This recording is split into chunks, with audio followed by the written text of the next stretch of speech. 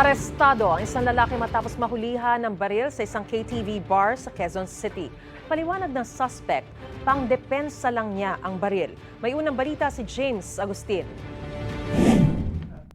Sa ikinasang Oplan Bacala operasyon kontra loose firearms ng pulisya sa isang KTV bar sa Barangay Payatas, Quezon City, inaresto ang 32 anyos sa lalaki matapos mahulihan ng baril. Ayon sa pulisya, pagdating nila ay bigla na lang nagmadaling lumabas ang suspect. Eksakto din naman na may pulis tayo sa pintuan at sinabihan na, "Sir, baka pwedeng bumalik muna kayo sa upuan." Pagkatapos parang nagmamadali, so hanggang sa sinabi ulit ng ating pulis na baka po pwede na kung nagmamadali siyang umuwi is baka pwede na i-task niya yung t-shirt niya and then i-open niya yung sling bag niya.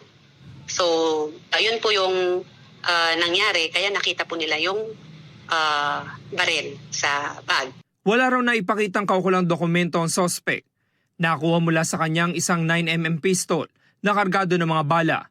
Agad itong pina-verify ng pulisya sa Civil Security Group. Ang result is no license to own and possess firearm, yung suspect natin. And then wala din po siyang license or hindi rin siya registered firearm holder kahit anong klaseng baril. So yun po ang So wala talaga siyang karapatan para humawak ng baril. Sinailalim din ang baril sa ballistics examination para malaman kung nagamit sa krimen. Hindi ito ang unang beses na makukulong ang suspect. Dati na siyang inaresto sa Catanduanes dahil sa mga kasong attempted homicide at alarm and scandal. Aminado naman ng suspect na sa kanya ang baril. Bali po, pumunta po ako ron dahil uminom po ako. Siguro mga 3 botang po na inom ko ron. Tsaka doon po ako nahuli po ng pulis po. Bakit po kayo may dalang baril? Parang lang din po sa sarili ko. Depensa lang din po. Depensa. Opo. Pero hindi yun lisensyado. Hindi po. Saan niyo po nakuha? Nabili ko lang po yun, sir. Maharap ang suspect sa reklamong paglabag sa Comprehensive Firearms and Ammunition Regulation Act. Ito ang unang balita. James Agustin para sa GMA Integrated News.